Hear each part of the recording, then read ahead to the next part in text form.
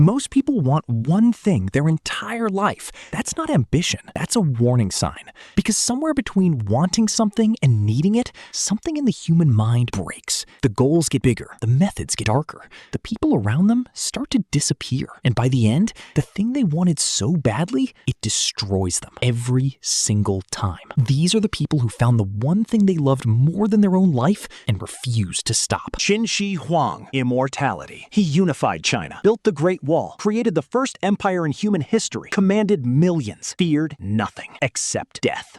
Qin Shi Huang became the most powerful man on Earth, and that power terrified him, because the more control he had over everything else, the more unbearable it became that one thing remained completely out of reach. He couldn't conquer death, so he decided to cheat it. He sent fleets of ships to find mythical islands where immortality plants were said to grow. Thousands of men, multiple expeditions. None returned with anything. Some historians believe they never came back at all, that they simply settled elsewhere rather than face the emperor's rage empty-handed. But that wasn't the worst part. His court alchemists began feeding him mercury pills. They told him they were elixirs, pills of eternal life. He took them every day. Mercury, a slow neurological poison, was dissolving his brain from the inside while he waited to live forever. He became erratic, paranoid. He stopped sleeping in the same room twice. He ordered tunnels built connecting his palaces so he could move invisibly, because he was convinced assassins were everywhere. He executed advisors for disagreeing with him. He burned books that questioned his legacy. He was emperor of the world, and he was absolutely terrified. He died at 49. The official cause? Unknown. Unofficially, almost certainly mercury poisoning. The man who wanted to live forever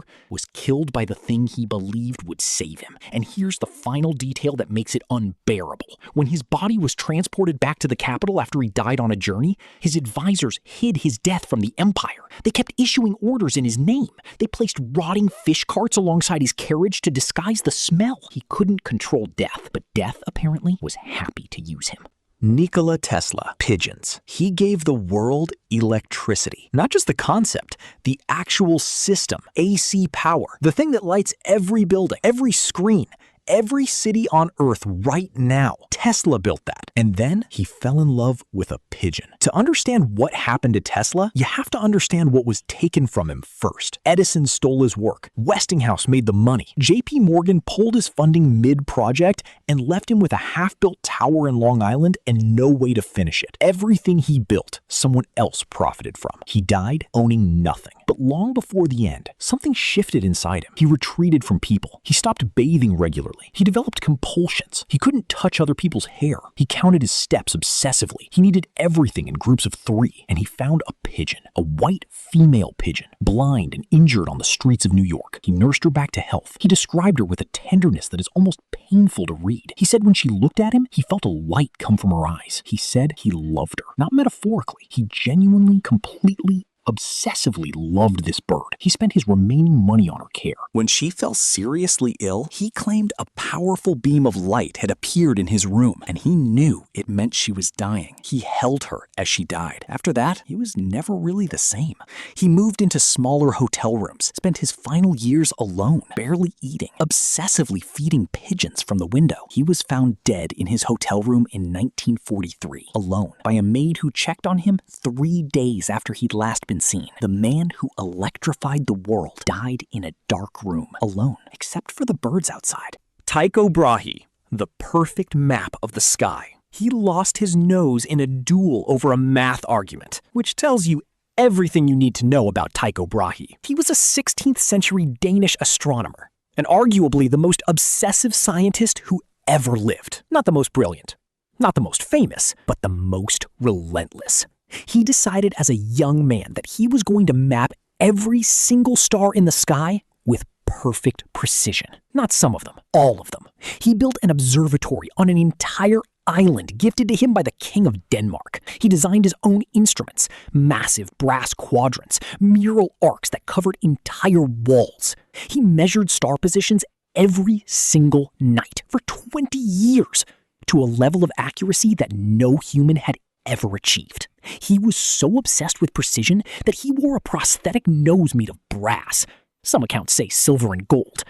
Because the original had been cut off in a duel, and he refused to look imprecise even on his own face. He kept a pet elk that he fed beer at dinner parties until it fell down the stairs one night and died.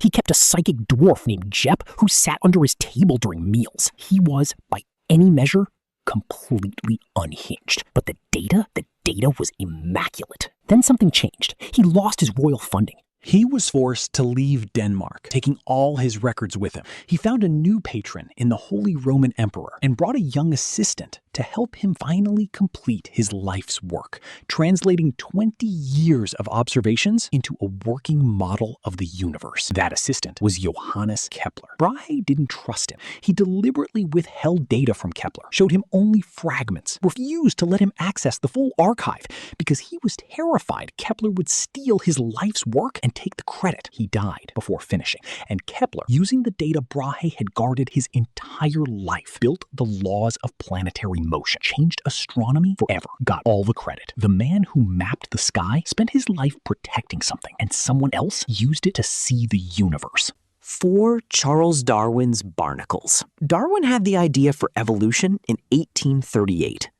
He didn't publish until 1859, 21 years. Why? Barnacles. After returning from the Galapagos, Darwin became consumed by a tiny shelled crustacean that he had found on a species of mollusk. He thought it would take him a few months to describe it. It took 8 years. 8 years of barnacles. He dissected them in his study every single day. He corresponded with naturalists across the world to gather specimens. He filled 4 volumes. 4 complete books describing their anatomy, their variation, their reproduction, their evolution. His children, who grew up watching him work, assumed this was simply what all adults did. His son once visited a friend's house and asked quite seriously, "Where does your father do his barnacles?" Meanwhile, the theory of evolution waited. The idea that would rewrite humanity's understanding of its own existence, sitting in his notebooks, waiting while he described the reproductive organs of crustaceans. His wife begged him to publish. His friends begged him to publish. He kept going. When he finally finished, he wrote in a letter that he hated barnacles and hoped he would never see another one. He published On the Origin of Species the following year. It sold out on the first day. Darwin looked back at the barnacle years with a complicated mix of pride and regret. The obsession had strengthened his understanding of variation and species change. It made the theory better. But 8 years, the greatest idea in the history of biology, waiting in a drawer while he counted shells.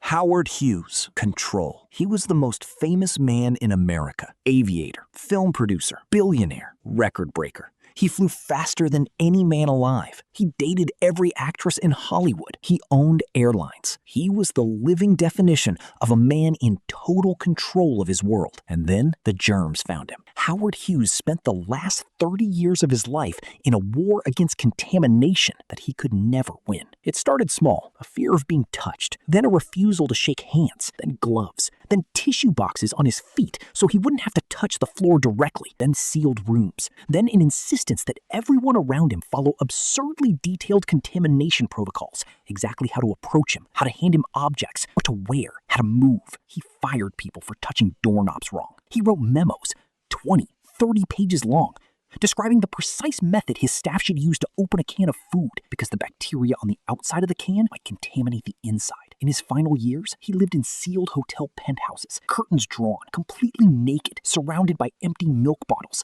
because he refused to leave his chair to use the bathroom. His staff watched him through peepholes. They communicated with him through notes slipped under doors. His fingernails grew 6 inches long. His hair fell to his waist. He weighed 90 pounds when he died. The man who needed to control everything had been completely controlled by his own mind. He spent his final days in a dark room, naked, starving, terrified of an invisible enemy. He had billions. He couldn't buy a single day of peace. The thing that connects all of them, Qin Shi Huang, Tesla, Brahe, Darwin, Hughes, isn't genius, it's need. A need that grows past logic, past health, past the people who love them. Obsession looks like passion from the outside. It looks like drive, like greatness, but it feels like a trap. And the trap doesn't close all at once. It closes slowly, over years, over decades, one small sacrifice at a time. A friendship, a meal, a night's sleep, a year, 8 years, 30 years, until the only thing left is the one thing they couldn't let go of. And by the end, you have to ask yourself, did they choose the obsession or did the obsession choose them?